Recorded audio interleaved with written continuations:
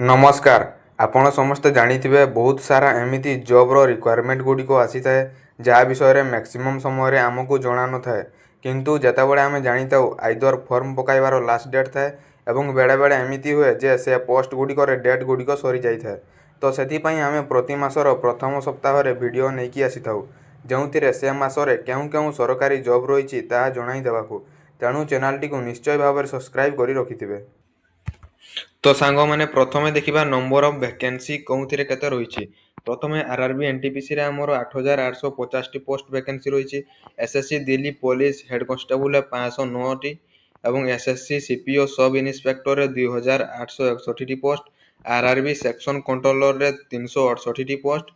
Odisha home guard रे हमर रही 112 टी पोस्ट एवं एएआई जूनियर एग्जीक्यूटिव रिक्वायरमेंट रे रही 976 टी पोस्ट। तो सांग मैंने यही सब पोस्ट एतिकी पोस्ट आमर ये अक्टोबर मासरे बाहर को जाऊँगी एवं किछि किछि आमर फॉर्म स्टार्ट हो सारी एवं किछि किछि आकु फॉर्म स्टार्ट हेबार अछि।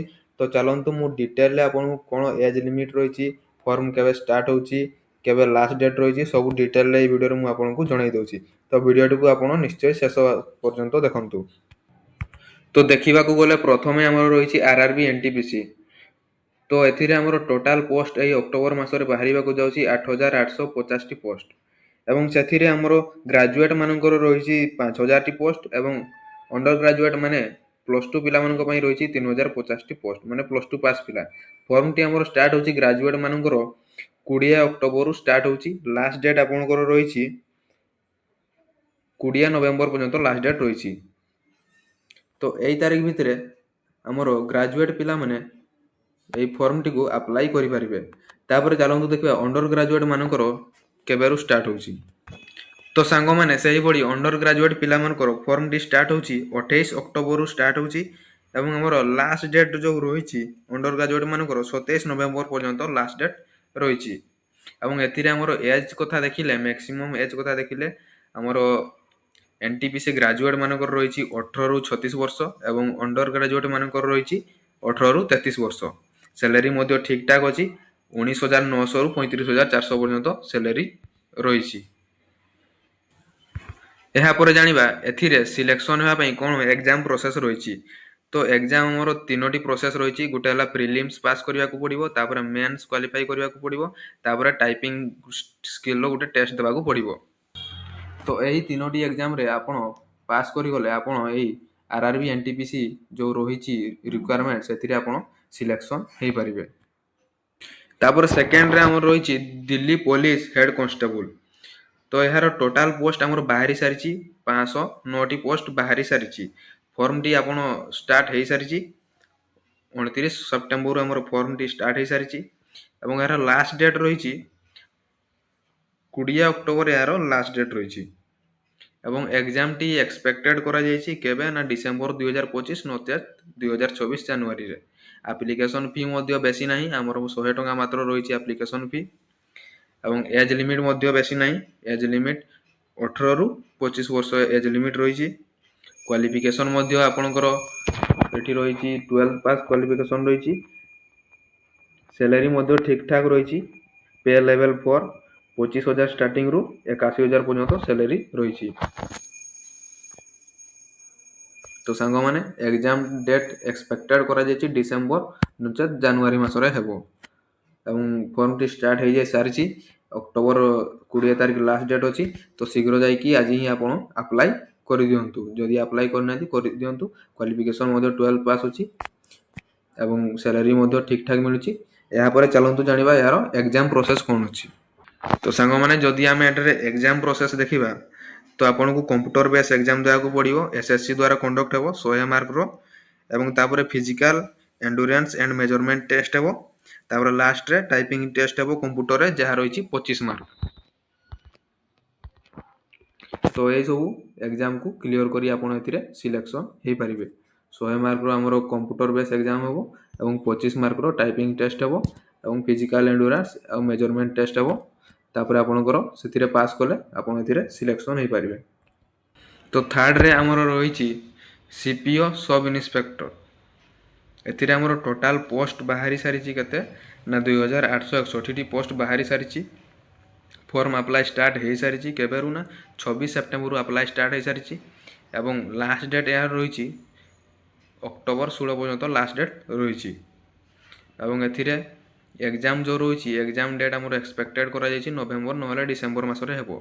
ମନ୍ଥଲି ସାଲାରୀ ମିଳିବ ପ୍ଲସ୍ ଆଲାଉନ୍ସେସ୍ ମଧ୍ୟ ମିଳିବ। ସାଲାରୀ କେତେ ମିଳିବ ନା 35,400ରୁ 1,12,000 ପର୍ଯ୍ୟନ୍ତ ସାଲାରୀ ମିଳିବ। କ୍ୱାଲିଫିକେସନ୍ ମଧ୍ୟ ବେଶୀ କିଛି ମାଗିନି, ବ୍ୟାଚଲର ଡିଗ୍ରୀ ଗୋଟେ ଦରକାର ଏବଂ ଏଥିରେ ମୁଁ ଆପଣଙ୍କୁ ଏଜ୍ଟା ମେନସନ୍ କରତେ ଭୁଲି ଯାଇଛି। ତ ଏଜ୍ ଆପଣଙ୍କର ଏଥିରେ ରହୁଛି 20ରୁ 25 ବର୍ଷ ଭିତରେ ଆପଣଙ୍କର ଏଜ୍ ଲିମିଟ୍ ରହୁଛି। 20ରୁ 25 ବର୍ଷ ପିଲା ପକାଇ ପାରିବେ। ତ ଫର୍ମଟି ଷ୍ଟାର୍ଟ ହୋଇସାରିଛି, ଲାଷ୍ଟ ଡେଟ୍ 16 ଅକ୍ଟୋବର ଅଛି। ଯଦି ପକାଇ ନାହାନ୍ତି ଯାଇକି ପକାଇ ଦିଅନ୍ତୁ। ଏକ୍ଜାମ୍ ଡେଟ୍ ଆମର ଏକ୍ସପେକ୍ଟେଡ଼ ଅଛି ନଭେମ୍ବର ନହେଲେ ଡିସେମ୍ବରରେ ଏକ୍ଜାମ୍ ହେବ। ପୋଷ୍ଟ ମଧ୍ୟ ଅଧିକ ଅଛି, ତ ଶୀଘ୍ର ଯାଇକି ପକାଇ ଦିଅନ୍ତୁ। ଏଥିରେ ସିଲେକ୍ସନ୍ ହେବା ପାଇଁ ଆମର ଏକ୍ଜାମ୍ ପ୍ରୋସେସ୍ କ'ଣ ରହିଛି? ପ୍ରଥମେ ରିଟିନ୍ ଟେଷ୍ଟ ହେବ ଆପଣଙ୍କର, ରିଟିନ୍ ଟେଷ୍ଟ ହେବ, ତାପରେ ଫିଜିକାଲ୍ ଷ୍ଟାଣ୍ଡାର୍ଡ଼ ଟେଷ୍ଟ ହେବ PST, ତାପରେ ଫିଜିକାଲ୍ ଏଣ୍ଡୁରାନ୍ସ ଟେଷ୍ଟ ହେବ ଯେଉଁଟାକି PET କୁହାଯାଏ, ତାପରେ ଡିଟେଲ୍ ମେଡ଼ିକାଲ୍ ଏକ୍ଜାମିନେସନ୍ ଗୋଟେ ହେବ DME, ତାପରେ ଡକୁମେଣ୍ଟ ଭେରିଫିକେସନ୍ ହେବ। ତ ଏହିସବୁ ପ୍ରୋସେସ୍ ସରିଲା ପରେ ଆପଣଙ୍କର ସିଲେକ୍ସନ୍ ହେବ। ରିଟିନ୍ ଟେଷ୍ଟ, PST, ତାପରେ PET, ତାପରେ DME, ତାପରେ ଡକୁମେଣ୍ଟ ଭେରିଫିକେସନ୍ ହେବ। ତାପରେ ଏଥିରେ ସବୁଥିରେ ଆପଣଙ୍କର ପାସ୍ ହୋଇଗଲେ ଆପଣ ଏଥିରେ ସିଲେକ୍ସନ୍ ହୋଇପାରିବେ। ତ ପୋଷ୍ଟ ମଧ୍ୟ ଅଧିକ ଅଛି, 2,861ଟି ପୋଷ୍ଟ ଅଛି। ତ ଆପ୍ଲାଏ ଆମର ଲାଷ୍ଟ ଡେଟ୍ ଅଛି 16 ତାରିଖ। ତ ଜଲ୍ଦି ଯାଇକି ଆଜି ହିଁ ଆପ୍ଲାଏ କରିଦିଅନ୍ତୁ। ଏଥିରେ ସିଲେକ୍ସନ୍ ହେବାର ଚାନ୍ସ ଟିକେ ଅଧିକ ଅଛି। ତାପରେ RRBର ଆଉ ଗୋଟେ ପୋଷ୍ଟ ବାହାରିଛି ଯେଉଁଟାକି RRB ସେକ୍ସନ୍ କଣ୍ଟ୍ରୋଲର ପୋଷ୍ଟ ବାହାରିଛି। ଏଥିରେ ପୋଷ୍ଟ କେତେଟି ଅଛି ନା 368ଟି ପୋଷ୍ଟ ରହିଛି ଏବଂ ଫର୍ମଟି ଆମର ଷ୍ଟାର୍ଟ ହୋଇସାରିଛି କେବେରୁ ନା 15 ସେପ୍ଟେମ୍ବରରୁ ଫର୍ମଟି ଷ୍ଟାର୍ଟ ହୋଇସାରିଛି ଏବଂ ଆମର ଯେଉଁ ଲାଷ୍ଟ ଡେଟ୍ ରହିଛି, ଲାଷ୍ଟ ଡେଟ୍ ହେଉଛି 14 ଅକ୍ଟୋବର ଲାଷ୍ଟ ଡେଟ୍ ରହିଛି ଏବଂ ଆପ୍ଲିକେସନ୍ ଫି ମଧ୍ୟ ଟିକେ ଅଧିକ ଅଛି। ଜେନେରାଲ୍ ଆଉ OBC ମାନଙ୍କର, ଜେନେରାଲ୍ ଆଉ OBC ମାନଙ୍କର ରହିଛି 500 ଟଙ୍କା ଏବଂ ST SC ମାନଙ୍କର ରହିଛି 250 ଟଙ୍କା। ଏଜ୍ ମଧ୍ୟ ଠିକ୍ଠାକ୍ ଅଛି, 20ରୁ 33 ବର୍ଷ ପିଲାମାନେ ପକାଇ ପାରିବେ। ଫର୍ମଟି ଷ୍ଟାର୍ଟ ହୋଇସାରିଛି, ଯଦି ଆପ୍ଲାଏ କରିନାହାନ୍ତି ତାହେଲେ ଆପ୍ଲାଏ କରିଦିଅନ୍ତୁ। ଲାଷ୍ଟ ଡେଟ୍ 14 ତାରିଖ ଅଛି। ତାପରେ ଦେଖିବା କ'ଣ କ୍ୱାଲିଫିକେସନ୍ ଏଥିରେ ମାଗୁଛି। ତ କ୍ୱାଲିଫିକେସନ୍ କଥା ଯଦି ଆମେ ଦେଖିବା ତ ପିଲା ଗ୍ରାଜୁଏସନ୍ କରିଥିବା ଦରକାର ଏବଂ ଏଥିରେ ସାଲାରୀ ଆମର ରହୁଛି basic pay 35,000 per month salary ରହୁଛି। ତାପରେ ବଢ଼ିବ। ଏକ୍ଜାମ୍ ପ୍ରୋସେସ୍ ଆମର ରହୁଛି, ଏକ୍ଜାମ୍ ପ୍ରୋସେସ୍ କ'ଣ ରହୁଛି ନା ପ୍ରଥମେ ଆପଣଙ୍କର ଦେବାକୁ ପଡ଼ିବ ପ୍ରିଲିମ୍ସ ତାପରେ ମେନ୍ସ। ତ ଏଇ ପ୍ରିଲିମ୍ସ ତାପରେ ମେନ୍ସ କ୍ଲିୟର କରିସାରିକି ଆପଣ ଏଥିରେ ସିଲେକ୍ସନ୍ ହୋଇପାରିବେ। ତ ବେସିକ୍ ପେ 35,400 ରହୁଛି, ତାପରେ ପ୍ଲସ୍ ଏଥିରେ ଆଲାଉନ୍ସେସ୍ ମଧ୍ୟ ରହିବ। ରିକ୍ୱାରମେଣ୍ଟ ଅନୁସାରେ ଆପଣଙ୍କର ଦରମା ମଧ୍ୟ ଆଗକୁ ବଢ଼ିବ। ଏହାପରେ ଆମର ଓଡ଼ିଶାର ଗୋଟେ ଜବ୍ ଭ୍ୟାକେନ୍ସି ବାହାରିଛି ଯେଉଁଟାକି ଓଡ଼ିଶା ହୋମଗାର୍ଡ଼।